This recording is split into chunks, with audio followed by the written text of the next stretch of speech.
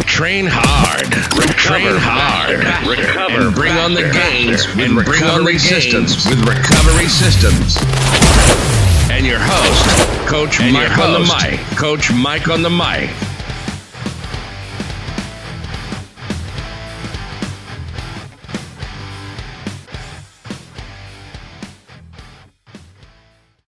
Welcome to this episode of For the Love of Exercise. I'm Coach Mike, and with me today is Suzy Walsham.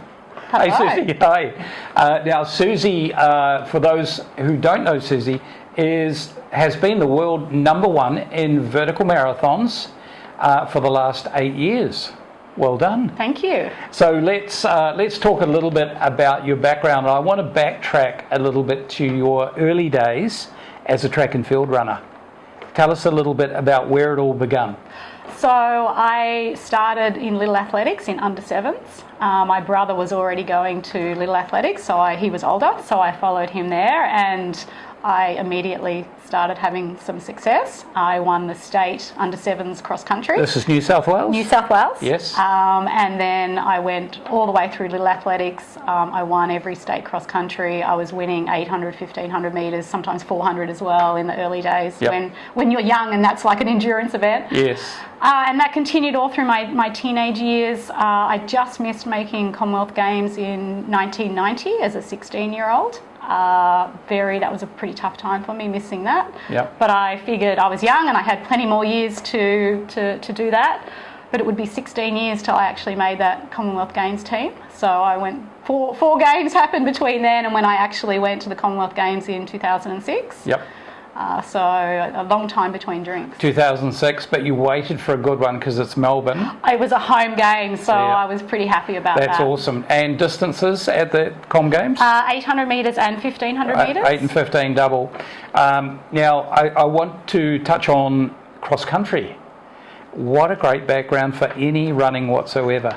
I think when you're a junior athlete in particular, cross country was a big part of getting you, it was the off season, and I agree. I think it gives you a really good background. It's a time to do some endurance, getting used to hills, uneven terrain. Absolutely. I probably definitely still prefer the track. But I did go to the World Cross Country Championships a couple of times, and in my first one I came 9th in the junior one. Yeah, now I noticed in your bio that you were in something really cool at the time, the Australian Institute of Sport. Yes. In its heyday, I would say. You were there when it was a really great place, right? So I was there for a year in 1992. I finished high school in 91 and I got a scholarship to go there. It was a fantastic place for an athlete. You just had everything there. You had the training facilities, you had the medical, all your food was provided. Unfortunately, it was at a time when I was in my really bad injury phase and I had quite a few stress fractures in that year, and I did not get my scholarship renewed. So that was a bit difficult to not have that longevity. But, I think as an establishment at that time, it was pretty cool. Over the years, athletes that I've seen to be very successful have often had some injuries in their background, and when some of them, I was talking at a tournament with New Zealand Rugby recently, and one of the athletes said he'd been quite injury prone, and I said, "You're very lucky." He said, "What do you mean?" I said, "I've seen athletes that have overcome injuries to become very fastidious about prehab, to go on to be really great athletes and to actually prevent injuries, and quite often they've performed a lot better because of something bad that had happened in the past." Do you think your injuries early days have taught you a lot? I've always been injury prone. I think I'm just one of those slightly fragile, nothing sort of major, I've never had an operation, things like that. But I think if I look back, I'm disappointed that I didn't have an easier ride. But then, as you mentioned, I think it's built resilience. Yeah. Huge amount of resilience, huge amount of persistence. You appreciate when things are going well much more because it doesn't happen as often, and it hasn't come as easily. Yeah. And I think now when I do get injured, which is still a little bit more regularly than I'd like, Yeah. it doesn't bother me as much. I now know that I can do a truckload of cross training, Yeah. and I can still perform well in my sport. Yeah. Now let's Scooby-Doo 10 years forward. Now you and I have something in common from background point of view. We both worked in technology here in Singapore. You moved from Australia to Singapore in 2006? Correct. And I guess like my experience of moving here in 1999, I thought, whoa, the weather's nice here. I wonder what I should be doing from an exercise point of view. Did that thought cross your mind, and how did that end up in Stairs? So when I moved here, I'd just done Commonwealth Games. I had a pretty bad stress fracture at the time. I was in a boot. And when I got here, I was had almost in my mind thought my sporting career is behind me. I've got a promotion. I'm moving here for my job. Let's focus on my career. I was 33. And then, of course, I can't stay. I love running, I love training. So once the injury had healed, it was like, okay, well, what can I do here? And there was a women's 10K, and I thought that's something good to sign up for because that will get me motivated and back into training. Yep. And then there was the Swiss Hotel Vertical Marathon, and what attracted me to that was not necessarily the race, because I knew that would be hard, but first prize was a trip to New York to do the Empire State Building run-up. So I did the race here to win the trip.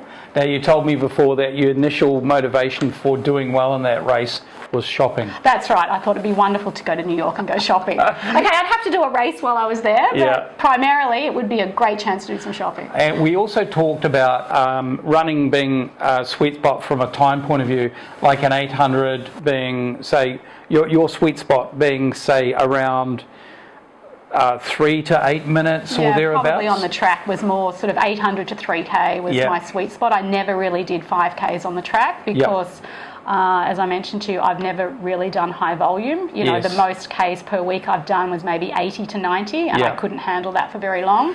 So that's just not enough if you're doing 5K. Yeah, for sure. And 80 or 90 here in Singapore sounds like a lot, actually, because of the recovery time. But so knowing that you had the sweet spot for, say, sub 10 minutes, how did that translate to stair running in your early days? Did you think that was a really good fit? It was a very good fit for me because in the early days, a lot of the races were between probably 5 to 10 minutes. Yep. So when I first started, New York it's a 12-minute race. Yep. So that was definitely of the longer ones back then. Yeah. At that time, the longest I did was Taipei 101, and at that time, when I first did it in 2007, it was the tallest building in the world. Yeah. And it was the tallest building in the world, I think, till even 2010, 2011. Now it's the 10th. My goodness. It's, that's what's happened to buildings, and that's what happened to stair running. All right. So now you mentioned offline that was around 21 minutes for that race. 12 minutes. Oh, 12 for Taipei. Yeah. Okay. But you've 13 for Taipei. You've had some buildings that have taken you 21. So now Shanghai Tower is the second tallest building in the world, Yep. but it is the tallest tower that we race up. Yep. And that is, my record there is 20 minutes and 40 seconds. Okay. It's a long time to be climbing stairs. So you're kind of 10 minutes into 10 minutes into a very tough zone mentally. Yeah, I think so. You're obviously going out at a slower pace. Right. So it's a time trial, those races, so you can manage yourself, and I think that's probably a little bit easier. Yeah. But definitely you play mind games, and particularly something like Shanghai Tower where, the race is only 125 floors, but it's actually really about 150 floors because you go up, up, up, up, and that's one floor. Right. So you can feel like you've done 20 floors and you look up and then you're on floor 10. So that's, you have to try and not look at the floors. All right. So a couple of aspects I want to pick up on you. So you mentioned the ability to time trial is a skill. Some people do it more naturally than others, but it's very much a... tell me how you'd go about measuring your effort on something that's a 10-minute race versus a 20-minute race. Yeah, I think it's just, I've been racing for so many years, and even when I was on the track, I was always very good with pacing and pace setting. I was not one of those athletes that could really sit and kick. I didn't have that huge, my best 400 metre time was 57. And at the time I was running 2:01 for an 800, I was probably only running 58 for a flat out 400. Right. And I could go through in 60 and come home in 61. So I didn't have that huge, I could never do a sub 60 last lap of a 1500. Right. So I had to take the race out and make it fast to try and burn off some people's kick. So I guess I've had that background, and then to take that into the stairs, I'm not crazy technology wise, like I'm not working out what I should be hitting each floor at, because every building's different. Yes. And the stairs are different, the layout's different. And I would feel that if I was doing a per floor kind of pacing, that I would then get stressed out if I wasn't hitting that, or if I was going faster, I'd then be stressed out that maybe I was going too fast. So I think I base it on perception of effort. And, you know, obviously that can change on the way up. If you start to think, you know, you get to halfway and you're like, oh, I've maybe gone a bit too fast, or you get to halfway and think, actually, I'm feeling pretty good, I should pick this up a little bit. It doesn't always work for everyone, but as the athletes I've been working with over the years, we always try to get them to use all the gadgets to point to one thing, and that's your understanding of perceived effort. Because if we take all the gadgets off you and you actually nail a race, we know that you're in a good place, because you're understanding what you've brought to that race on the day and in the moment. And how you're feeling. And, you know, each race can vary, because a lot of the time it's mental as well. If you're not mentally relaxed, then your perception of effort is going to be up. You know, before a stair race, I like to hardly do anything, because I need to be going into that race totally relaxed physically and totally rested mentally, because you have to use so much physical and mental in the stairs, because you're everything's screaming to stop. But you have to use your mind to overcome that and try and put that to the side and continue in that rhythm. So one thing that surprised me a little bit, understanding more about stair racing, is that it's actually a time trial. You're not... Most of them. About 60% of the races are time trial. Right. They have introduced a few more that are a mass start, but they're typically, we have an elite start. Because otherwise it's just bedlam. And I've had a shocking time in New York in 2009 where I got slammed into the wall at the start, and my face got smashed up, my knee got smashed up. So it's, you know, for that reason, they don't. Not many races do a mass start. So in that respect, with starting at minute intervals, or sometimes it's 10 seconds, sometimes it's 30 seconds, sometimes it's a minute. It depends on how many people they've got to get through, what's their time slot for the race. So it very much becomes a race of truth then, because you're racing against yourself. For the most part of that race. Talk to us about, you mentioned managing your training and understanding your workloads, where your breaking points were. What are the specific things that you do for stair racing? So a lot of people don't realise that stair racing is actually quite a technical sport. So I have a bit of an advantage, I think, being here in Singapore. I have 5 or 6 different buildings that I can train in. And so I look at what races are coming up. I typically know the building, or I'll ask, is it anti-clockwise, is it clockwise? And because I know that I need to train on an anti-clockwise, because my left arm is not as strong as my right, and I'm using the handrail. So little things like that. But it is a technical sport, and the more you practice in the stairs, the better you go. So what would the sort of rhythm be? Are you doing 2 flights at a time? 2 at a time, pretty much, every stair race I'm doing 2 at a time. I'm generally doing a kind of a run. The only one I can't run is Taipei 101, because the stairs are really high, so that's a fast walk. And then I'm just generally, to take your mind off how hard it is, I am focusing on getting into that rhythm, and I'm often counting the stairs, not in terms of, 1, 2, I'll be like 1, 2, 3, 4, and then you're at turning, or 1, 2, 3, 4, 5, turn, 1, 2, 3, 4, 5, turn. And then when I start to feel like I'm losing it, or my mind's drifting to how I'm feeling, I have to bring it back to focusing on the process, because if you focus on the process, the outcome will take care of itself. Exactly. Okay, cool. That's cool stuff. Cross training. I am very familiar with cross training. What are some of the fun stuff that you do? So what works for me is typically the elliptical and the bike. Yep. Even when I was racing on the track, if I got an injury, I could do some pretty hard sessions on the elliptical and bike, and Yep. I would just need maybe 2 weeks on the track, and I could then go and run Okay. pretty close to my PB. This is a really smart play because this sounds very familiar with some injury-prone runners that I've worked with in the past who can't do the volume for, say, a long race like a full Ironman, but are doing a whole bunch of stuff on the elliptical, even running in the pool, and then doing a moderate amount of road racing in order to get the body ready for a very long day. And it absolutely works. Yeah. You just have to believe it works. Yep.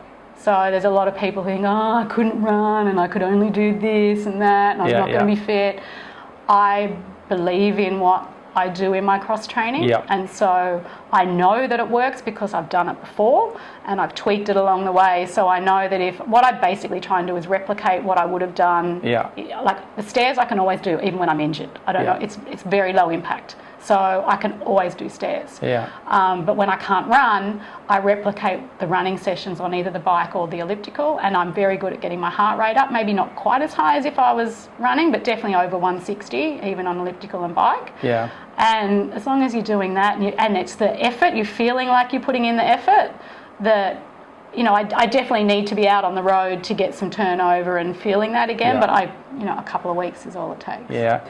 You've had the benefit of 35 years to get to that point of faith in the process, faith and trust in the process.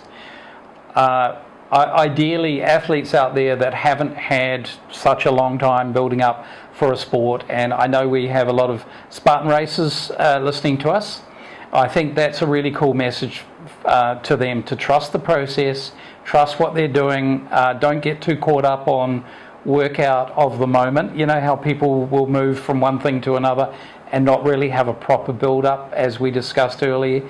They won't do the work around strength endurance, building the strength endurance based. So a lot of that involves trust in the whole process. Would you agree? Oh, definitely. And I think with something like Spartan as well, it's, you know, it's an all-over body. So if you can't run because you've got a niggling injury or something, if you're doing bike and elliptical, it's the same. It's particularly the elliptical. I find that really good for running. Yes. You know, it's hard and you have to get used to it. But the key is to not have it on too high a resistance because you need the revs per minute.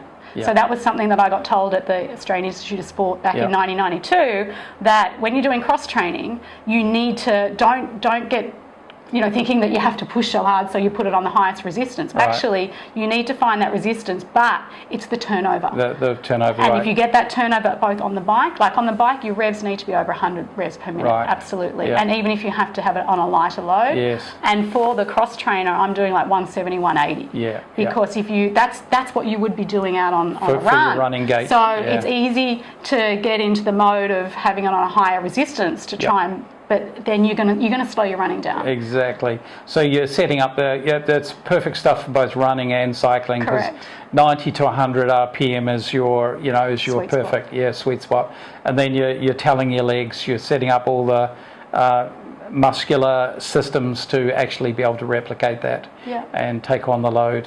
Well, that's really cool. Now, 8 years at the top, and how many races typically do you do in a year? Looking forward to 2020, what's on the agenda? So last year I did, for the first time in 20 years, no running races. So that was quite devastating. But I did 16 stair races and 3 Red Bull 400s, which are the races up the ski jumps. So 19 races last year. It was my first full year of not working. So I was able to travel even more than what I had in the past. So, you know, looking to do a similar quantity again this year, because there's so many fab races. I get the calendar at the start of the year and I'm like, oh, I want to do that, I want to do that. And, you know, I've got to juggle things with, you know, I've got a son, a 9-year-old son, so I have to juggle things at home. And then also what's going to fit together well in terms of, you know, if I can get 2 races out of a trip to Europe, I'll try and do that. Would you like to do a Spartan race? I've thought about it. I was talking to Ian last weekend, and he was asking me, you know, I need to get my running to be able to run again. Right. I've thought about it. I'm not as strong. I'm not strong enough yet. I would definitely need to work a little bit on my strength. Your upper body particularly? My upper body, yeah. I think my legs are okay. I think I could carry stuff. I think I could hold stuff. Yeah. But it's like the monkey bars and the rings and things like that. Yeah. But I think, and correct me if I'm wrong because I'm not that familiar with Spartan, but I think a lot of it is power to weight. Definitely. And so I'm not super big. Yeah. So I think maybe to get a bit more power. But, I've got all these other races. I've got my stair races. Yes. I've got my Red Bull. Yep. So I'm not sure it's going to fit around that. Yeah, I understand. Very interesting to see you at the last Sunday, and you looked as though you were having a whole lot of fun. I followed Jessie, through Insta, and we've been, messaging a lot. I was giving her some tips for stair running last year when she did the National Vertical Marathon, and I've been wanting to come to one of these. And obviously there was a huge bonus that it was very stair related. Yeah. And I think I might have got a little bit too full on in the stairs a couple of times, but it was a lot of fun, and it's a great community, and everyone's so supportive. Everyone's so fit. It's, absolutely. It's a lot of fun, and I stayed afterwards, and I did have a go on some of the equipment and realised how terrible I am. And I can do some pull-ups, I can do some chin-ups, I can do plenty of push-ups. Yes. But put me on the rings, and I can hang there, but I'm not moving. Yeah, well, big shout out to Team Grit and Team OCR and the whole of the Spartan community. We've really enjoyed being a part of what they're doing, and we're hoping to be at a number of races this year running the recovery as well. And we wish you, as we sign off now, I have one additional question for you. Did you walk up the stairs in our building today? No. I figure that I do so much training in the stairs. Every other time I am lift, escalator, everything. So I think last week, leading into the Team Grit training session, I'd done 700 floors that week. Yeah, fair enough. No, more than enough. And we're glad to have you here telling your story. It's great to be with a world champion, and also I see the benefit of all your years, particularly given some of the challenges that you've gone through with injury, as being a real inspiration for mind over matter, managing yourself correctly, managing your training load, and choosing and being very smart about your choices around training. So, and that's led to obviously some great results with you being the #1 in the world for the last 8 years. And we want to wish you all the best for the coming year, and we'd love to follow you and support you in whatever way we can. Thank you. It's it's great to have come and met you and trying out the recovery systems, and I'm interested to see how that can help with my recovery and try and overcome some of the soft tissue injuries I've been having. Well, we're hoping that that you will find great results in that as well. And so signing off for now, and we're wishing Suzy a great year ahead. Dubai very soon. Next weekend? Yeah, next weekend. We wish you all the best for that and for the year ahead. So Coach Mike on the mic, signing off for now. Bye.